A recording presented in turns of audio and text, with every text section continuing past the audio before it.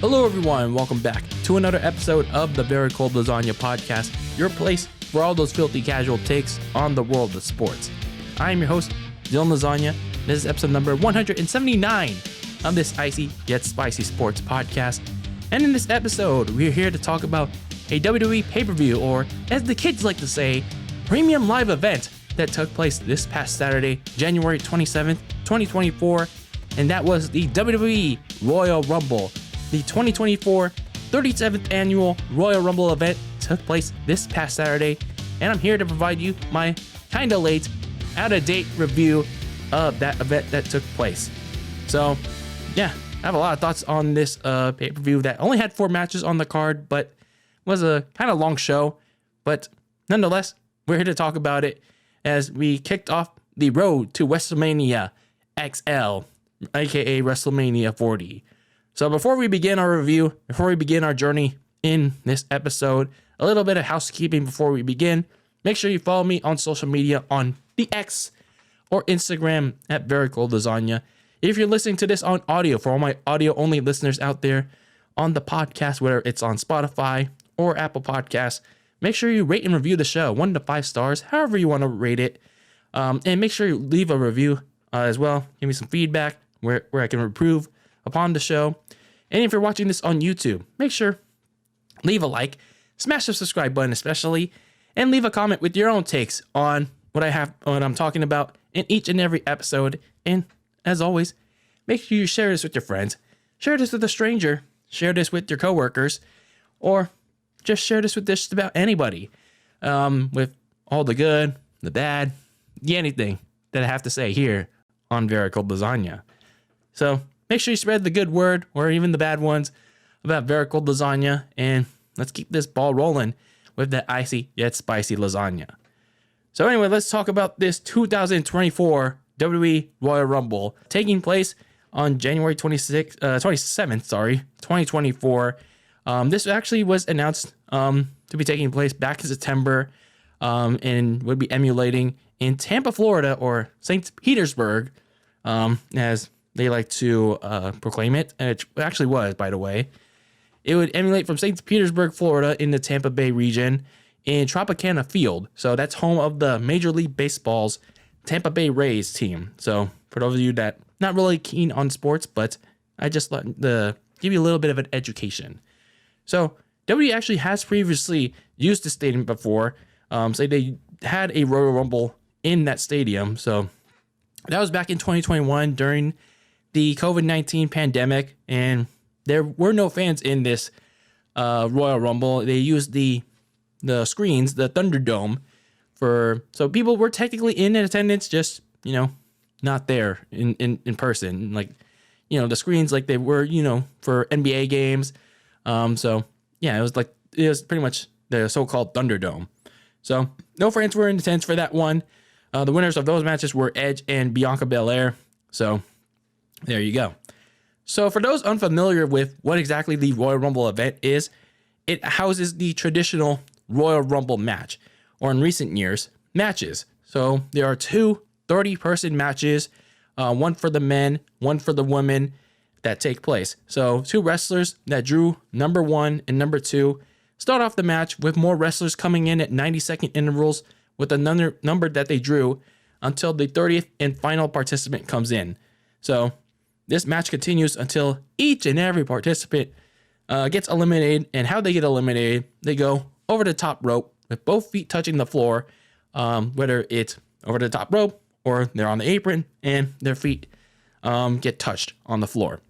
So the winner is by whoever's left last standing, and the prize for winning this match earns a world championship match of their choosing at WrestleMania, or in this case, WrestleMania Extra Large. Side note, I don't know why Triple H didn't make a little pun on that. It's XL, extra large, man. Take advantage of it.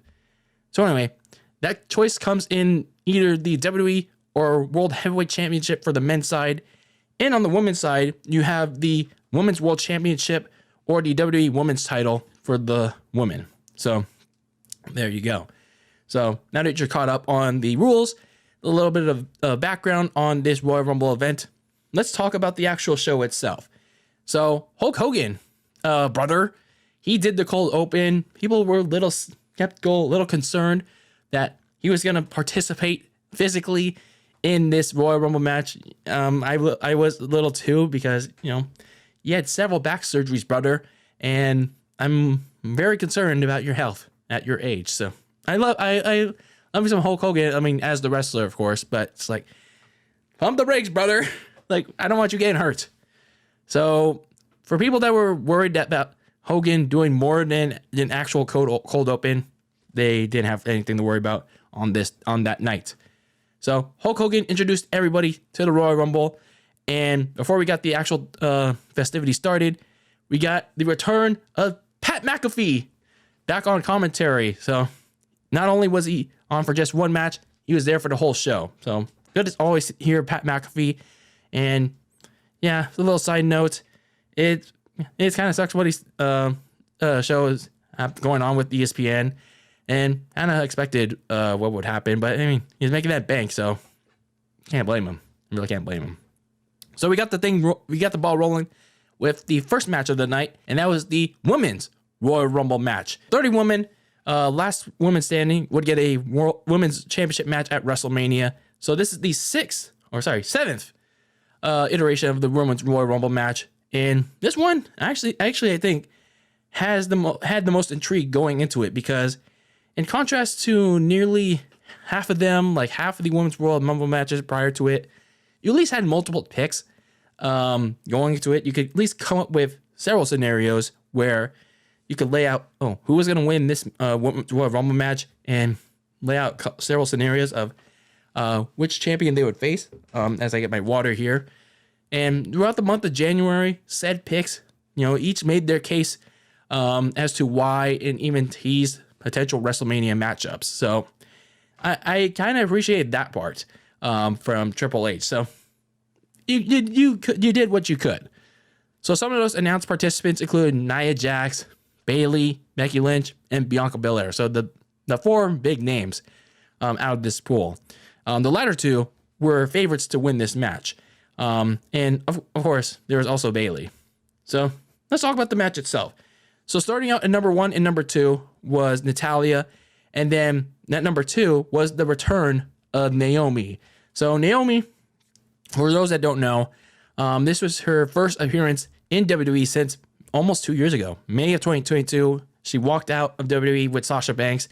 And I think, in my opinion, I talked about this already at the time it happened. Like, I feel like Naomi didn't really want to do it. Like, she was kind of like lost in translation when it happened. But hey, she wanted to do this thing on her own with TNA. She went on to become the Knockouts champion as Trinity kind of, revitalized herself a little bit. And now, well, she's back in WWE. And they even acknowledged that she was the TNA Knockouts champion. So, hey, that's something, I guess. So, anyway, they start off the match. Bayley, one of the key Rumble favorites, enters at number 3. And then, as with these Rumble matches, I'm probably just going to keep pointing out, like, several highlights, because, not really a whole lot happens in these Rumble matches until, like, the later stages. So, let's just keep it going. So, anyway, at number 5, you had Jordynne Grace, the TNA Knockouts champion, that actually dethroned Naomi. For those that didn't know, certainly I didn't. I didn't know who Jordynne Grace was, nor this happened just weeks prior. So, until they acknowledged it. So, yeah. Everyone was wondering, like, who the heck is Jordynne Grace? Don't worry. I didn't either. So, anyway, Asuka came out at number 7. Bayley initially did not look pleased that Asuka was coming out. But, despite her obliviousness, they still worked together. Both of them eliminated Indy Hartwell. And then several entries later, Bianca Belair came out at number 10. She, like I said, last won the Royal Rumble back in 2021 in that same stadium. And she nearly eliminated both Bayley and Asuka, but Kairi Sane next came out at number 11 to complete nearly all of Damage Control. Of course, there's no Io Sky, no Dakota Kai, still injured. And they went on to eliminate Candice LeRae and a couple others. There's one point in the match where Natalya tried to eliminate her tag team partner, Tegan Nox, but then she got eliminated by her. And then immediately afterwards, Tegan Nox eliminated Bayley. So yeah, Bayley did us a favor, I guess. There's one cool spot in the match where Kyrie tried to save herself from elimination. And she was like nearly on the verge of elimination. Like she was keeping her feet, kind of like that Spider-Man meme where in Spider-Man 2, Peter Parker is like trying to like pull on the train. He's like, So anyway, Kyrie Sane was like hanging on for dear life from elimination. She was having her feet on the LED ring apron, but she just simply couldn't hang on. She lost all her strength and she was eliminated. And then Asuka was eliminated seconds later, surprisingly, by Kane Carter, Katana Chance, and Bianca. And then you saw Bayley screaming, it's like, hey, I thought you had a plan. And yeah, I thought they had a plan too, because, you know, I thought they were going to go in motion with a certain thing that was going to happen much later on in this Royal Rumble match. But more on that in a bit. So anyway, Bianca eliminated Jordynne Grace at the KOD on the ring apron after they fought each other for a couple minutes. And then much later on, you had Nia Jax entering at number 19. And man, she went on a tear. She went on an absolute tear in this match. She immediately notched 2 eliminations. She continued to dominate for a large portion of this Royal Rumble match until, yeah, you had the man, Becky Lynch come in at number 21. And even with Becky Lynch coming in there, it's like Nia Jax was pretty much dominating that Royal Rumble by that point. Valhalla, aka Sarah Logan, entered at number 24. This is funny. Like R-Truth, he came out for whatever reason, and yeah, he was gonna come into the Royal Rumble, and he was eliminated by Nia Jax, and yeah, he started an argument with Adam Pearce and Valhalla, and then Valhalla went to the match and was officially eliminated by Nia Jax. I love R-Truth, man. Like, protect this man at all costs. It's like, when you think that R-Truth is on the decline, no, he proves you wrong, man. He proves you wrong with how funny he is. This is a great moment from R-Truth. So, Nia Jax continued to clean house. Several eliminations, dominating the field, and then the storm was a brewing. The storm came in Tropicana Field. The Rays were calling. And then at number 28, Jade Cargill from AEW, formerly from AEW, was training for several months, and now here she is. Jade Cargill made her official WWE debut at number 28, and wow, that was a big debut, and she looked like a star, man. I'll give her that. Sure, there's still some things to clean up, but they made her look like a star, and like right away. Everyone was cheering for her. Everyone was popping for her, and she made a statement immediately. She lifted Nia Jax, albeit not too cleanly, but nonetheless, that's expected. But she looked like a force in there. She eliminated Nia Jax like right out of the get-go, and Becky was like stunned, but also happy at the same time. And then Jake was looking like, bitch, what are you smiling about? It's like, you're stealing my thunder. Perhaps teasing to something down the line, maybe. But anyway, yeah, those two went at it. As former NXT Women's Champion that got robbed by Lamon, Tiffany Stratton entered at number 29 and showed exactly to the mainstream audience why exactly she's a future star, man. She came in there, swanton bomb everybody in the field with their athleticism. Dude, like, if you see Tiffany Stratton in there, in that Royal Rumble, like, she's like going around, like flipping around, like not just like, oh, I can do flips and kicks. No, she can actually wrestle, man. She can actually wrestle. So she's going out there, showing off her athleticism. And then we get to number 30. Everyone's speculating who it is. Is it going to be Sasha Banks? Is it going to be AJ Lee? And then we get to the actual 30 spot. And then number 30 hits. You better watch her, because Liv Morgan is back. Liv Morgan makes her long-awaited return from injury. And then for whatever reason, people are pissed. People are pissed at this. Like, what the hell were you expecting? Were you expecting those two names I just mentioned? Were you expecting some other name to show up? Like, come on, man. No, I thought I thought that she wasn't going to show up because like we were like down to the nitty gritty. And she was right there. She was right there. Number 30, making her long way return from injury. And of course, the other legal issues with the weed that she shouldn't be smoking. But nonetheless, she's there, number 30 in her new Cry About It regime that people are kind of hyping up now. And she went right back to work, trying to achieve what she failed to do last year, eliminating Zoe Stark, going ham on Tiffany Stratton, and then later on, you see Jade Cargill eliminating both Naomi and Becky. And I was up in my seat. I was saying, thank you, Jade, for eliminating Becky. We're like this close for achieving the dream, for living. And then Bayley eliminates both Bianca and Tiffany, and Tiffany trying to save herself by hanging onto Bianca's braid. And like, damn, that must have really hurt. So anyway, we get to the final 3: Jade, Bayley, and Liv. And then this is where things get really on the edge of your seats. This was pretty unpredictable, because you could make a serious case for all 3 of them. Like I said, I've been highly advocated for Liv to win this Royal Rumble because, well, you got a laid out story with Rhea right there. But at the same time, yeah, you have Bayley, who's going to go after Io. And then Jade, well, I mean, yeah, there's still work to be done with her. But if you want to make a star out of her, then sure, why not? So both of them got dominated by Jade. But Bayley and Liv worked together to eliminate Jade, as Liv eliminated her with a pretty sick Oblivion that sent Jade Cargill flying off the apron. But then this is kind of a weird rushed finish. I didn't like the finish here, because for whatever reason, Liv decided to gloat on the apron, like she was lying there, and then she was like smiling. But then that left her prone for Bayley to simply kick her off the apron and then win the Women's Royal Rumble. So, like, there was a little bit of hope. There was a little bit of optimism that, as soon as Liv eliminated Jade, I was like, yes, we're down to the final 2. It's Liv and Bayley. It's like, we're going to achieve the dream of Liv winning the Rumble. And then Bayley eliminates her. It's like my heart sunk. My heart sunk, damn it. It's like they gave me false hope yet again.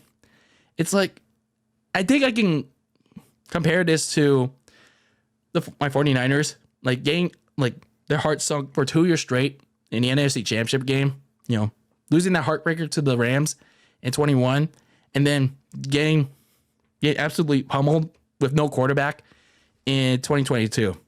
This feels kind of the same with Liv Morgan, man. It's like, what more did they want out of her? I mean, I get it, the weed stuff didn't help, but even prior to that, it's like, what more do you want out of her? Like, what more do you want out of Liv Morgan? Like, she's runner up now for 2 years straight, made it to the final 2, but kind of like ousted unceremoniously this time. It's like, damn. But anyway, the match itself, I gotta say, everything prior to Nia Jax and Becky Lynch coming in, pretty botchy, man.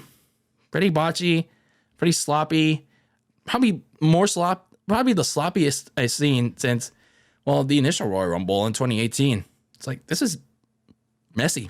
It was pretty messy. And like, more than half of the crowd did, like, actually all of the crowd didn't really give a shit about more than half of the field prior to the bottom half of the field. So it's like, that's pretty telling of how badly Triple H is booking the women's division. And that's just an indication of the entire roster in general. Like, there's no star power in the main roster other than a few select names. So it's like, damn, if you really want to try to make professional wrestling kind of relevant, it's like, you gotta book better stories and characters, man.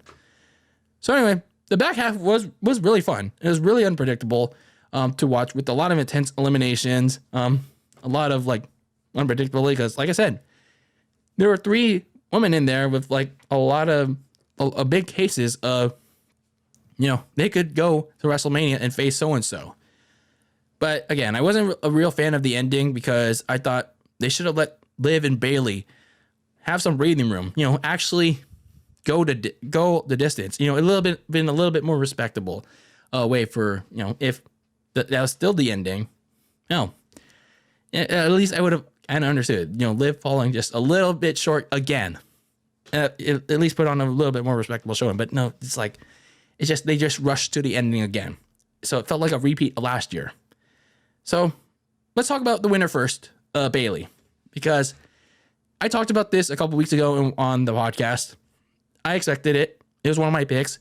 And yeah, they also pretty much telegraphed it the day before on SmackDown. They showed this vignette, like how important this Rumble victory means to Bayley, because she was a key figure during the pandemic. And then she got injured with the ACL. She was supposed to face Bianca, but that didn't happen. And then she rebuilt herself with damage control. And then, yeah, it also was kind of telegraphed too with Asuka and Kairi Sane winning the tag team title. So everyone but her, and of course Dakota Kai, because she's injured, was holding all the gold. So I'm happy for Bayley in a sense, because, you know, don't get me wrong, she's from the San Francisco Bay Area. She's from San Jose. She's a San Francisco 49er fan. So I can't really knock her for that. I really can't knock her from that, because, you know, Bay Area represent, man. And she's at least the one horsewoman I can kind of bear with. She's not totally unbearable like, you know, Charlotte and Becky.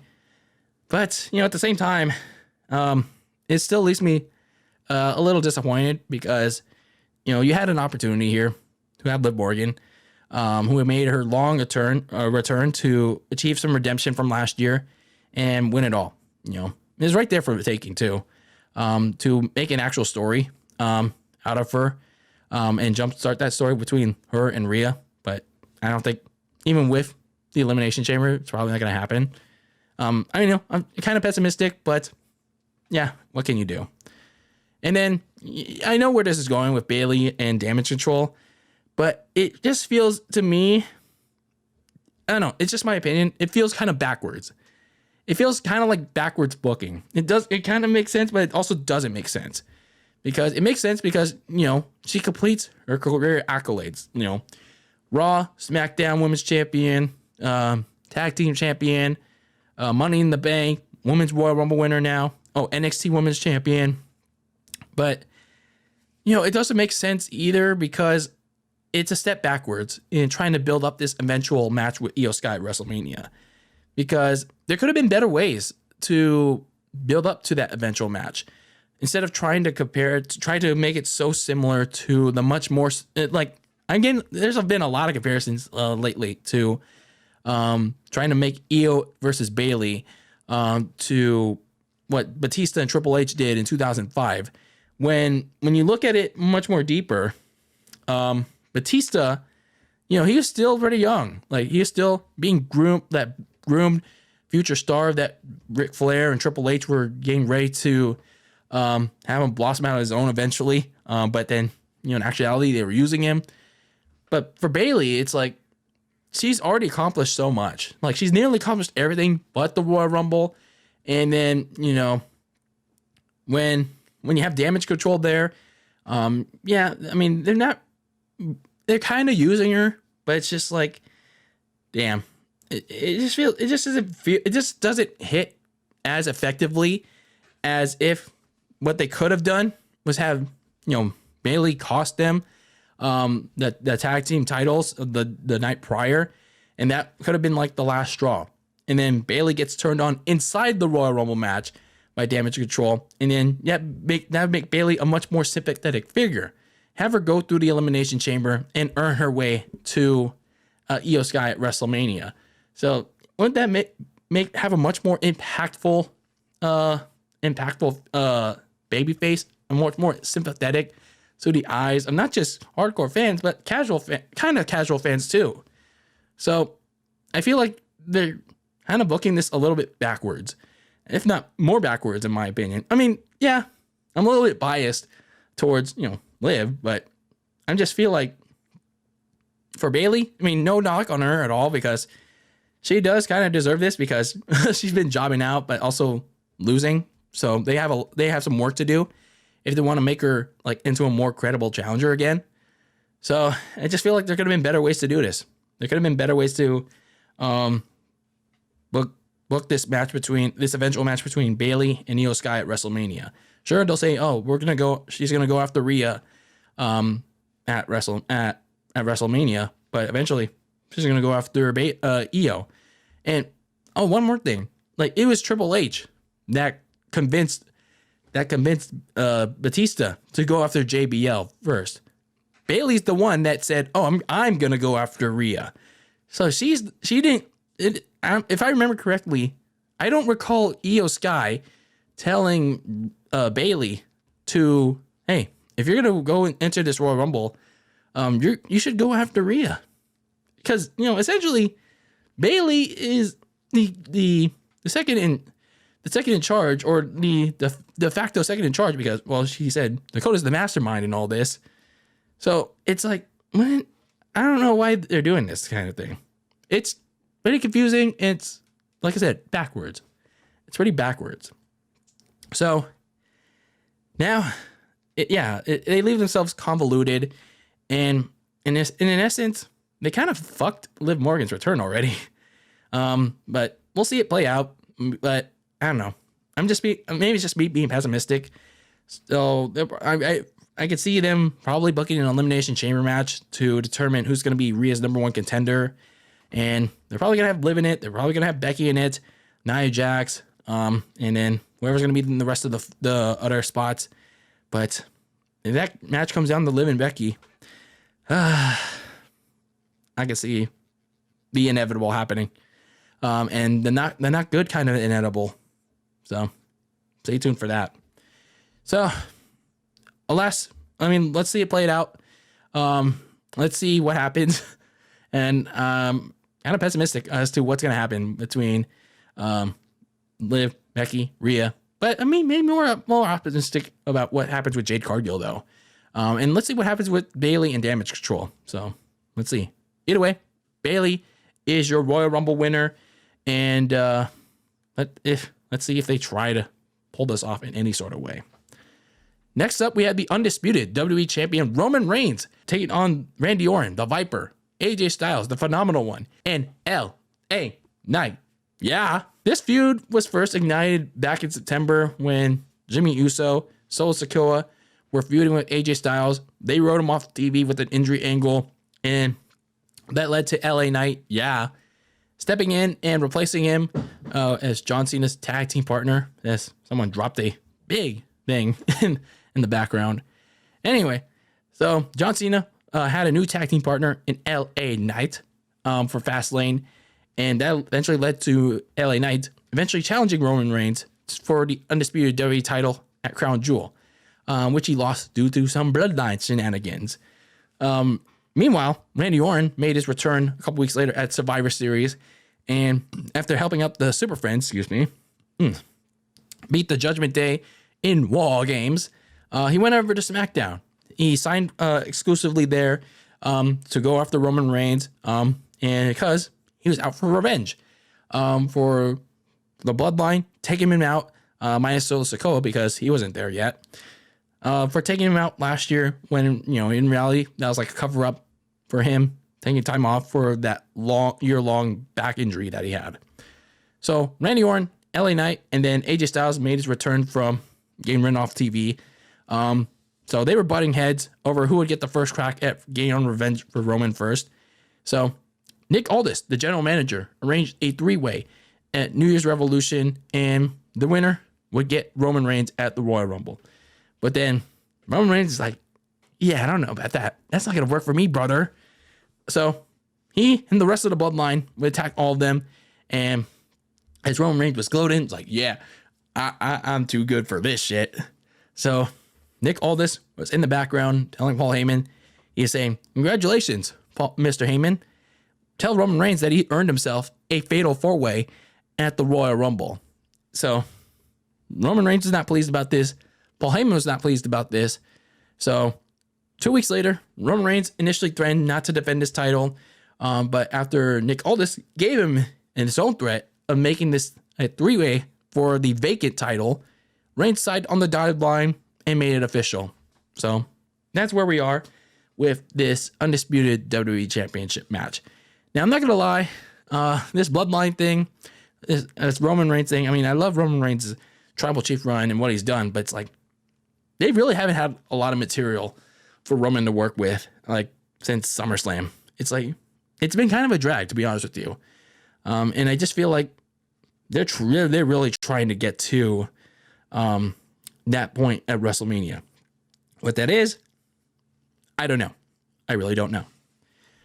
So anyway, let's talk about this match itself, because you have Fatal 4-Way, 4 stars here, and it began with a little bit of initial disagreement between the 3 challengers, but then they turned their attention to the champion, Roman. So they went after his ass. They took him down, but then you had LA Knight and AJ Styles going at it. Then that turned into a traditional 4-way, and then things initially got a little chaotic. And then they started going after each other. You had LA Knight and Randy Orton trying to outdo each other with the back body drop on the announce table. And then Orton actually did the back body drop on LA Knight. Yeah. But then eventually Roman Reigns slowed the pace down and then started dominating LA Knight, AJ Styles, before Knight got his comeback rally in. And then there were points in the match where each challenger thought they had the match won. So first was LA Knight. He had a nice sequence going in, hitting a top rope bulldog on Randy Orton, hitting his jumping superplex onto AJ Styles, and then he hit the BFT, the blunt force trauma, onto Roman Reigns, but AJ broke up the pin. So then it was Styles' turn to get the close finish, hitting the Styles Clash on Roman, but then LA Knight broke it up. So Randy Orton, he had the best chance of winning the 4-way. Hitting 3 straight RKOs on Knight, Styles, and Roman. Now, keep in mind, I'm not sure where exactly happened in this scenario, but Orton was favoring his shoulder, and I'm hoping he was seriously injured because, damn, it's like he just came back, man. It's like we can't afford to lose him already. It's like we need him for that one match at WrestleMania where this time it counts. So anyway, Roman is about to lose his title to Randy Orton, but as soon as we get that 2 count, that 2.5 count, Solo Sikoa, of course, pulls the official out of the ring because, yeah, you can't have a Roman Reigns title defense without some bloodline shenanigans, because that wasn't going to work for the tribal chief. So Solo went ham on LA Knight and Randy Orton, hitting the Samoan spike, but as he tried to go for the hip attack on AJ Styles, he missed, went through the barricade, and then AJ hit the phenomenal forearm on Roman, and then he stacked him and pinned him onto everybody, but then they all kicked out. So he tried to do what the tribal chief did to Edge and Daniel Bryan, but nope, it didn't work. So AJ Styles decides to get a chair, but Roman hits a spear on Randy Orton out of nowhere after Randy Orton reversed AJ's attempt on it. And then LA Knight dodged a spear and then got one last rally in, hitting the LA Knight elbow, but the BFT was reversed this time on Roman by Roman, and then as AJ Styles was readying up the phenomenal forearm, Roman pushed Knight into the ring ropes, and that caused AJ Styles to fall off the ropes and allow Roman to hit the Superman punch and spear AJ Styles to retain the WWE title.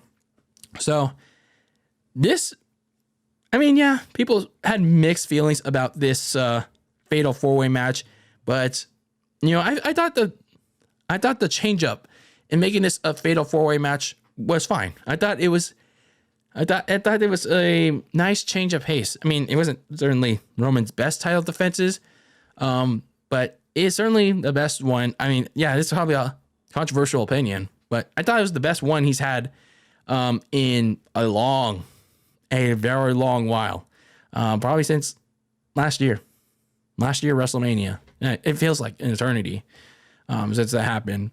So yeah, we all knew what the result was going to be, but it's like, damn. Like all 4 men, you know, they had plenty of time to shine in this match, you know, state their claim as to why this should be the WWE champion. But of course, the tribal chief remind them whose game it is. Like there was really a case where you really didn't need the bloodline interference. You really didn't need Solo to come into this match and interfere. This, you know, even though it's no disqualification, but you could have made a case in point of having Roman win clean in this match. So it was a little bit questionable as to why Solo interfered in this match. So maybe they should book some more multi-man matches for Roman. At least one more title defense, but I don't know. I feel like it's too late for that. So now the question begs, like, what does everyone go from here? Like, who does Roman defend the title against next?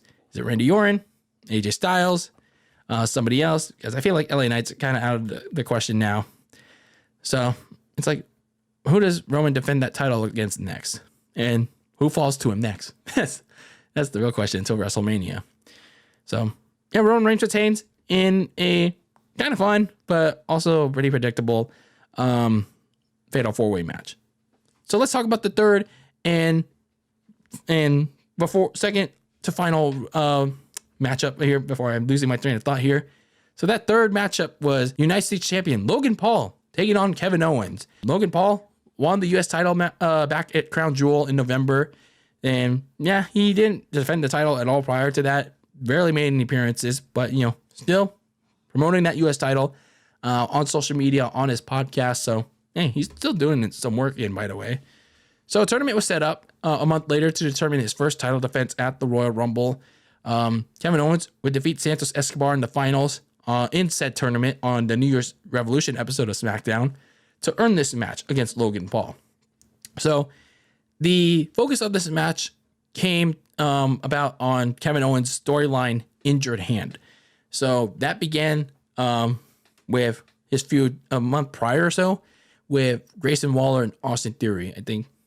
I'm not sure where exactly he injured his hand, but either way, Logan Paul exploited it further 2 weeks prior in like a confrontation. But either way, that was a focal point of this match going in. Kevin Owens' injured hand and how he couldn't use the cast that he'd been holding on to for like months now. So that's something to point out. So as for this match itself, it took a little bit of a while for people to get really invested in, because there was a lot of slow back and forth. But Kevin Owens, he had the early advantage, but Logan Paul stopped on Owens' injured hand, and he used some different tactics to gain an advantage, including ripping off his wrist tape, kept stepping on it, and trying to use like AJ Lee's Black Widow to try and make Owens tap out. But then Kevin Owens kept fighting out of it. So much later in the match, Logan Paul tried to superplex Kevin Owens, and trying to follow that advice given to him from Corey Graves. Like, hey Corey, I'm gonna do that superplex you told me to do, something like that. But then Kevin Owens countered it with a top rope spinning brainbuster for a near fall. It was like, Corey Graves was probably upset about that. It's like, I'm disappointing you, man. Disappointing you, Logan. So much later on, you had Logan hitting his finishing KO punch, his one lucky punch, but Owens became the first one to kick out of that. And then Logan was displeased. He was stunned. So he decided to call over his buddy, Jeff, who was the same guy that provided the brass knuckles used to beat up on Rey Mysterio at Crown Jewel. And the referee noticed this, and he had him ejected, or at least tried to. So security came in, and that led to Austin Theory and Grayson Waller also coming out to try and get Jeff unejected. However, as they tried to get that situation settled, Austin Theory was somehow given the Nux, and he passed it over to Logan Paul. So Logan tried to use the Nux, but then he got fruit rolled up. And then Owens took it from him, and then he KO'd Logan Paul. And I liked the finish of this match because Kevin Owens looked like he was going to beat him with his own tactics. And then the referee had the 1, 2, and then as he was about to make the 3 count, he exposed Kevin Owens. Kevin Owens had the brass knucks in plain sight. He didn't put it away and was disqualified. So, damn, that was a pretty interesting finish. I really like that finish. Yeah, disqualification finishes are kind of iffy to some people on pay-per-view, but when they're done creatively, it can be pretty effective. So Kevin Owens was pissed because, well, He didn't hide his cheating tactics well. So Kevin Owens attacked Logan Paul, put him through the announce table with the Pop-Tart powerbomb. So things clearly not over between these two. So I like the finish a lot. But yeah, it also kind of makes me wonder at the same time. It's like, why did they book Kevin Owens to hide the brass knucks? Because he was a heel before. He knows how to cheat to win. But yet here, he used the brass knucks on Logan Paul. And yeah, maybe unawareness. But like, didn't he think that his first instinct was to, take it off, throw it out, and then get the win? I don't know. Certainly a choice there. Certainly a choice to have Kevin Owens not throw out the brass knucks after he used it. So either way, I mean, this assures that we're going to get at least one more match between these two, probably as soon as Elimination Chamber and Perf. Probably we'll have a clean finish this time around. So either way, I mean, this is a pretty solid match. Probably the best match of the night so far. I mean, aside from the Women's Royal Rumble match, like at least the back half of it. So really like the finish. I really like the finish of it. So there's that, and you're probably going to get one more match out of these two. So now for the final matchup of the night, which, let's be honest, like this pay-per-view has been going by pretty fast. So for 4 matches, it kind of went by kind of quick. So that was final match, the Men's Royal Rumble match. Just like with the Women's Royal Rumble match, the 37th Men's Royal Rumble match had a few big names that had very valid cases to win it all. But it made it a little less predictable than in the last few years, at least going into it. So some of the announced participants included last year's Royal Rumble winner, Cody Rhodes, the American Nightmare, previous Rumble winners like Shinsuke Nakamura and Drew McIntyre, the Intercontinental Champion, and, well, one of the favorites, like several months ago, the Ring General, Gunther, Damian Priest, Mr. Money in the Bank, and then the returning CM Punk, who would be competing in his first WWE match since, ironically, 10 years ago prior, in the 2014 Royal Rumble match. So it'd be interesting how he would do in his first match in WWE in over 10 years. So it would be an interesting one. And he was one of the favorite, if not the favorite, to win it. So would that come to fruition? Let's talk about it. So I really liked how this match started because you had the Usos. Jimmy and Jay start out at number 1 and number 2. Jay starting at 1, Jay at 2. And I loved it. I absolutely loved it because it started to plant the seeds, begin the initial phases of their eventual WrestleMania match. But I did have a problem with what would happen to them later on. But more on that in a bit. So next, a little bit later, Andrade, El Idolo. So for those of you that are unaware, so Andrade was there for a little while in WWE, like before, like 3 years prior. So he made his WWE return at number 4, being last seen in 2021. And then, so he's officially jumped ship from AEW after his contract expired earlier this month. So yeah, he's back in WWE. I don't know what they're going to do with him. So now we had former NXT champion Carmelo Hayes. Next entering at number 5, he eliminated Grayson Waller. So I guess that feud's continuing. A couple numbers later, Carlito entered at number 10 and immediately went after Santos Escobar, who dipped out of the ring. So he didn't technically eliminate himself. He went under the rope. So that keeps you in the Royal Rumble match. So funny, I need to point that out. So as long as you don't go over the top rope, you're not eliminated. So that's something to count for. So Carlito was going to eat his signature apple. He was going to spit it on Dominic Mysterio. Santos came back in and attempted to eliminate him. But Carlito spat the apple on Santos and eliminated him. So, the joke's on you, Santos. That's what you get for betraying the LWO. So anyway, you had Bobby Lashley enter at number 11, and he was dominating the field, spearing everybody and eliminating his rival, Karrion Kross. But then he got eliminated after being overwhelmed by the rest of the field and getting distracted by the Authors of Pain, who were not in the match at all, but they came down the ring, tried to continue their feud, and then he got eliminated by the already eliminated Karrion Kross as payback for eliminating him. So afterwards, you had Bobby and the Street Profits brawling with the Final Testament. That's the name of their group. They brawled to the back as Ludwig Kaiser came out at number 12. So a couple numbers later, last year's Royal Rumble winner, Cody Rhodes, entered at number 15. And of course, before he had to go and try to win the damn thing, he made his usual entrance with the whoa, and then with the pyro, which, you know, with these like baseball entrances, it really makes the pyro look weak. You know, it makes his usual entrance look really weak and awkward with the little pyro up on the top, and it just makes it awkward. It really makes it awkward that without the pomp and circumstance, if you know what I mean. Especially when, you know, remember like that one time in the Royal Rumble, not the Royal Rumble, Money in the Bank, they didn't have the pyro, like, and Cody was trying to do the whoa, and then the fisting, and there's no pyro. It was just came off as really awkward. It's like, yeah, it's like maybe you shouldn't do those small tunnel entrance things, because if you don't have pyro and some of these superstars rely on pyro, it gets really awkward. It gets really awkward. So anyway, Andrade, he got eliminated later on by Big Bronson Reed.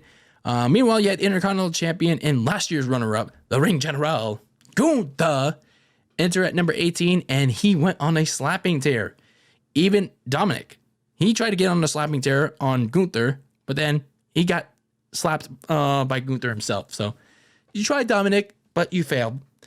Meanwhile, you had NXT's Braun Breaker enter at number 20, the son of Scott Steiner. So there you go.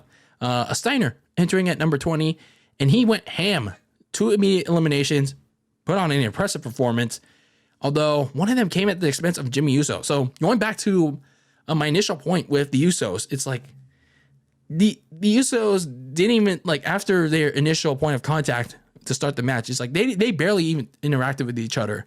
And that's kind of a problem here. Like, you know, I thought that, you know, Jimmy would have a hand in causing Jay's elimination or vice versa, but it's like Braun Breaker eliminates him, and then, yeah, it's like Jay later gets eliminated by somebody else, but not because of Jimmy Uso.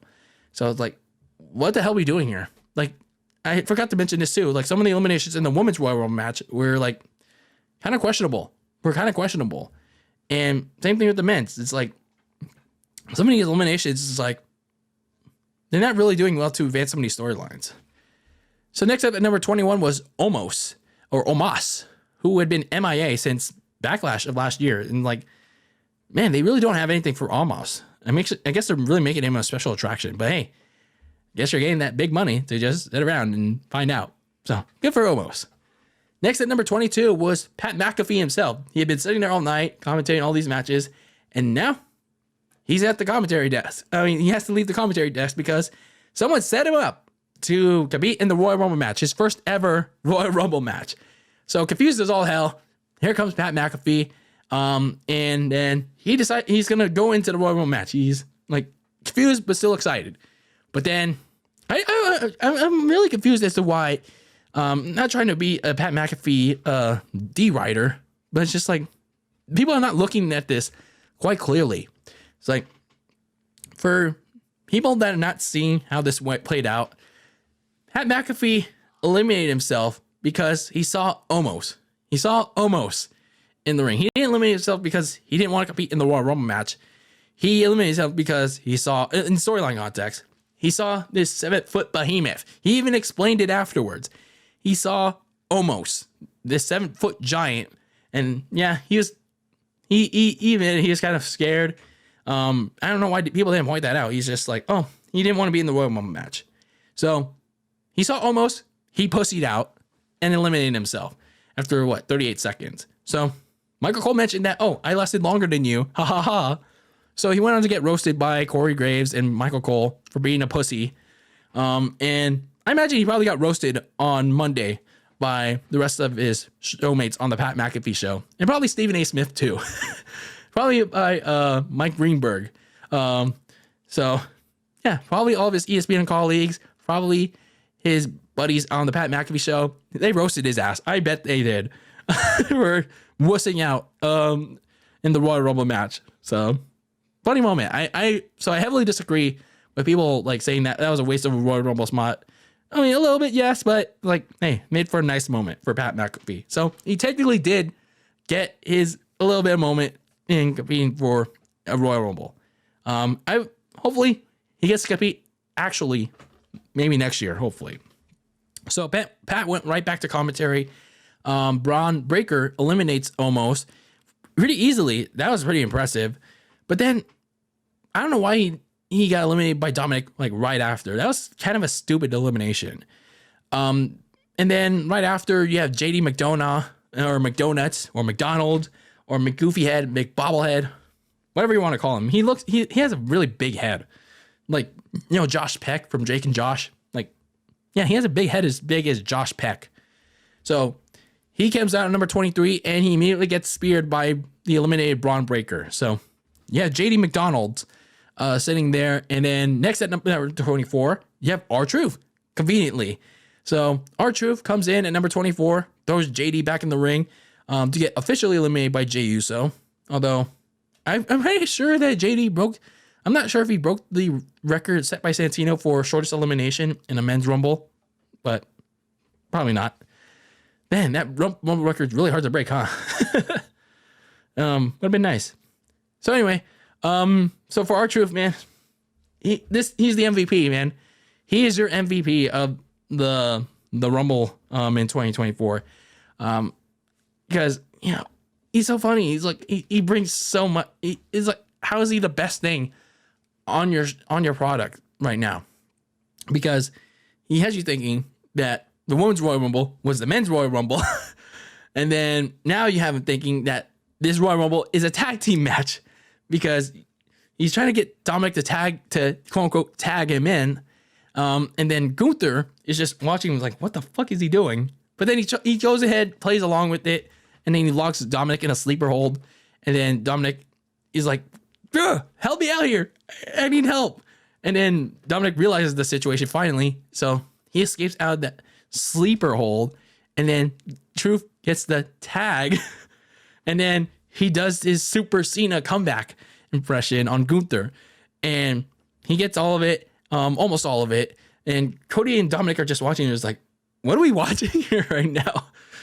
And then Truth is about to hit the 5-knuckle shuffle, but unfortunately Gunther reverses it with the big boot, and it's like, damn, let him finish it. Let him finish the 5-knuckle shuffle. Everyone was already into it with the "you can't see me." I love R-Truth, man. It's like such gold. Like, it's a wild stretch. They said like he should have won a WWE championship, but regardless, man, Truth, love him to death. I really love him to death.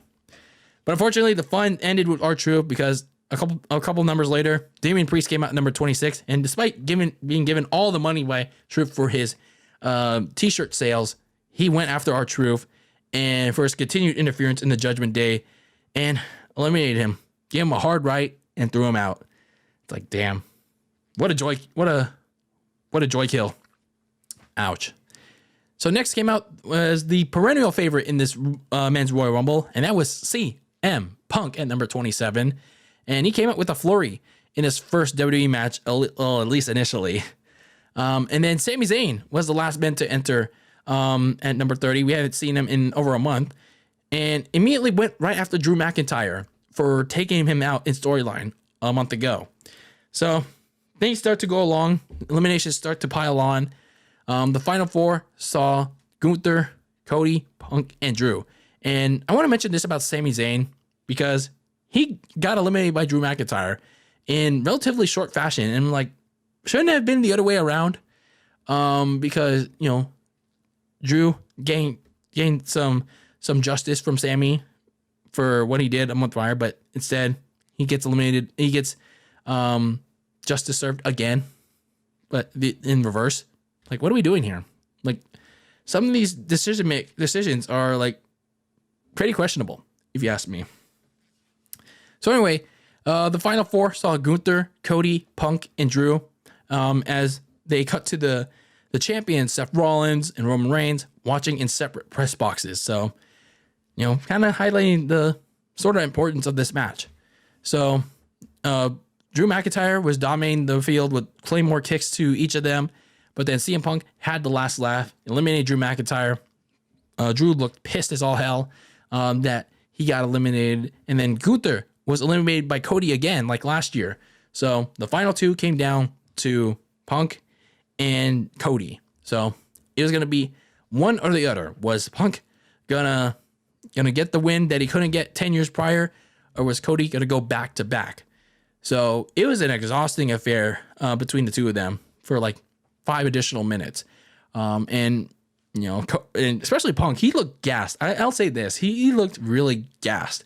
And more on that in a bit, because I have some extra thoughts on that. So everyone thought it was going to be CM Punk. He delivered a GTS. He delivered a pedigree on Cody. But then Punk got too arrogant. He was about to deliver one final go to sleep.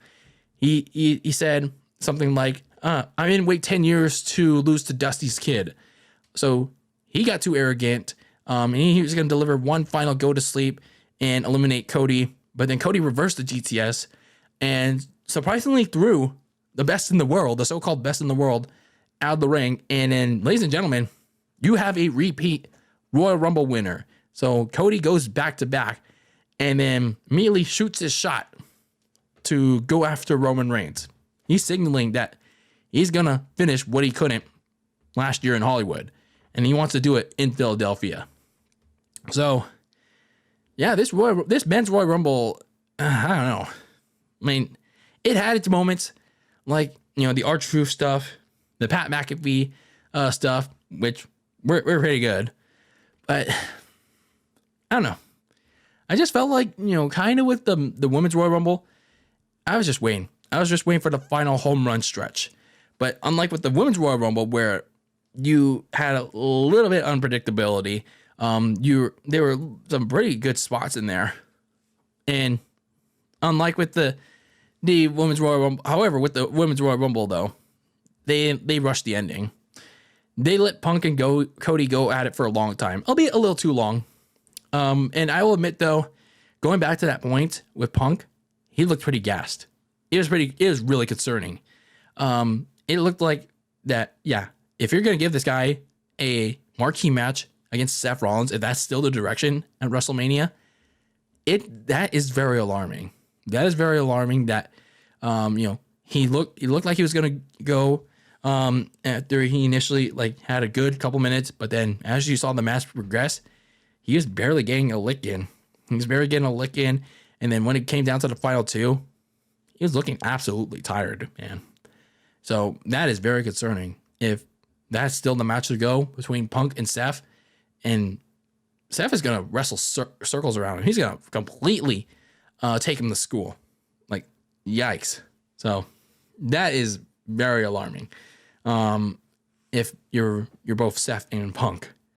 So for many that thought CM Punk was going to be the odds-on favorite to win this Royal Rumble, the moment he stepped back into WWE 2 months prior, WWE throws the curveball that actually ended up being not, and they have Cody go back to back.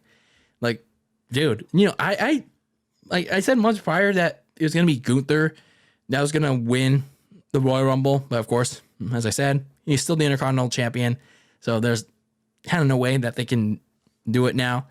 But as I said before, I still had that Cody pick in because, well, he still has that bone to pick with Roman, but as soon as CM Punk came back into the picture, then it's like, damn, you got to go with him now. You have to go with CM Punk. But when they actually pulled the trigger on Cody, again, I was stunned. I was legit stunned. Look, I'm not the biggest Cody fan, but it's like, I see why they did it. Because they making it pretty and obvious and clear that he wants Roman Reigns. They're trying to have him do what they honestly should have done last year, and that's quote unquote finish the story. However, what I want them to do this time around is actually dive deep into what that story is. Kind of explain what that story is. Yes, I know Cody hates that. Oh, finish the story stuff. But can they go in more depth of what actually that means to him? explain what the story is, other than just, oh, my dad.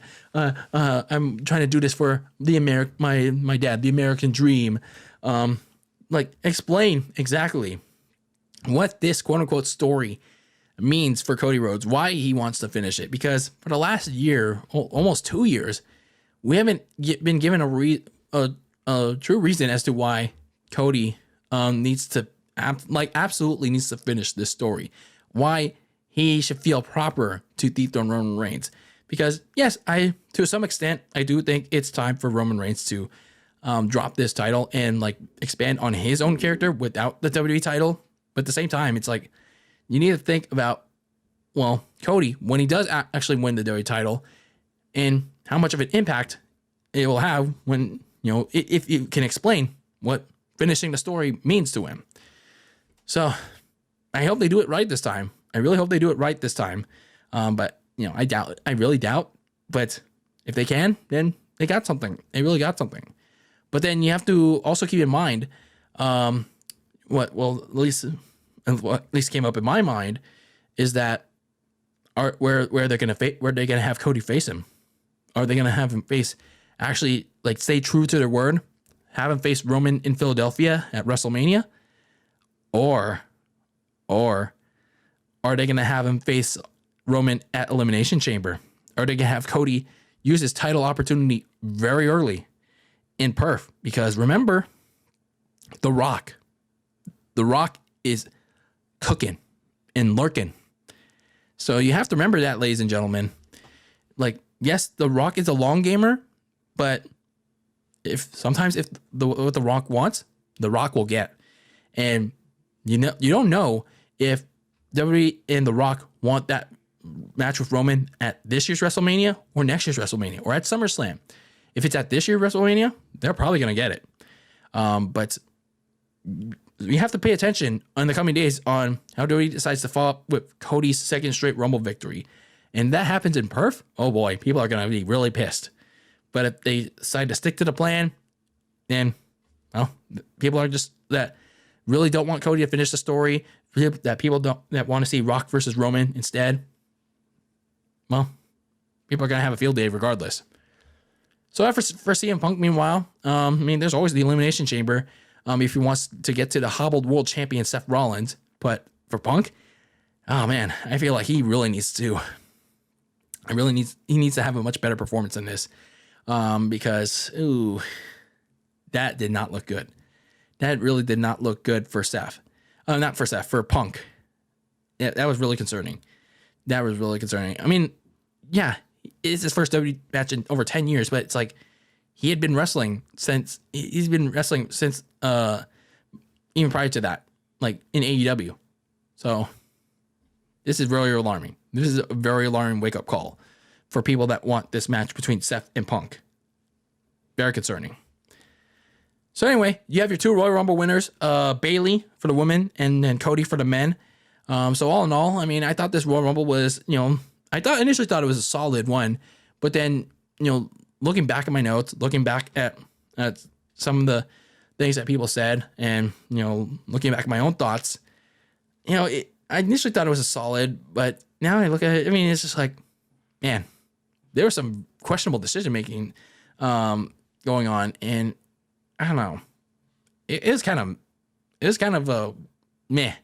It's just kind of like a little bit of a average, below average pay-per-view. Like, not the worst one in the world. Not the worst one in the world. I know some people saying, "Oh, this one really sucked." One of the worst Rumbles of all time, and to a degree, yes, it was, because nearly half of the field was filled with jobbers that nobody recognized, and some people will blame the crowd and all that, but at the same time, it's like, well, what do you expect? Because, well, it's filled with people that WWE doesn't give a reason to invest in, doesn't give a reason for people to give a shit about. They don't do the due diligence to make people care about them. So, in the way, so I don't know.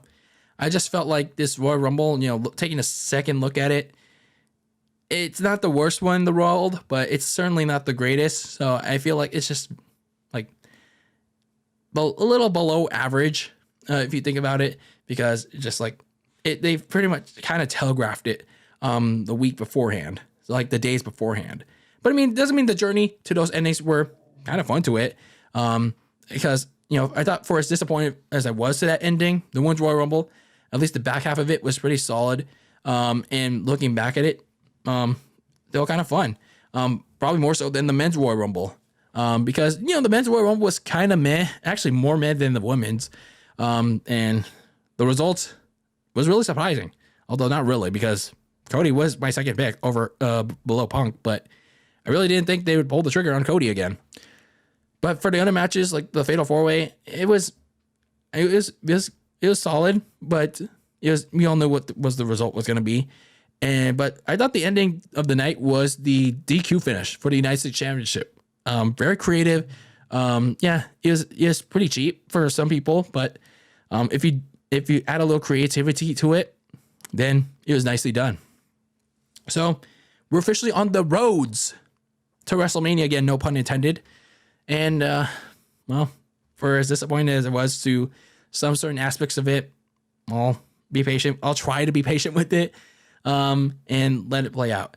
If it gets really crappy, then I'm gonna have a lot of things to say about it, about this roads to WrestleMania. So a lot of things. But we have one more pay-per-view before WrestleMania, and that is Elimination Chamber in Perth. So I'm gonna be checking that out in a couple weeks in time. That's after the Super Bowl, so we'll be looking a little bit towards that. So, yeah. What do you guys think about the Royal Rumble 2024? Let me know your thoughts about it in the comments below. Did you like the winners, Bayley and Cody Rhodes, or did you think it should have been someone else? Like I did, at least for the Women's Royal Rumble. So, if you thought it should have been someone else, let me know in the comments on YouTube or on social media. Send me a DM on Twitter or Instagram at @VeryColdLasagna, and let's have a discussion about it. Let's have a discussion about this 2024 Royal Rumble as we begin the road to WrestleMania 40 or WrestleMania Extra Large. So we'll see what they have cooked up for this upcoming WrestleMania in Philadelphia. But anyway, that is it for this episode of Very Cold Lasagna, episode number 179 of this icy yet spicy sports podcast. And signing out of this is your host, Very Cold Lasagna. And stay tuned for the next set of episodes in the AFC and NFC Championship games. We'll find out the winners of those games as I talk about, recap them, and we get ready for the Super Bowl. So stay tuned for that. But until then, keep that lasagna very cold in the fridge with your takes on the world of sports. And as always, peace out.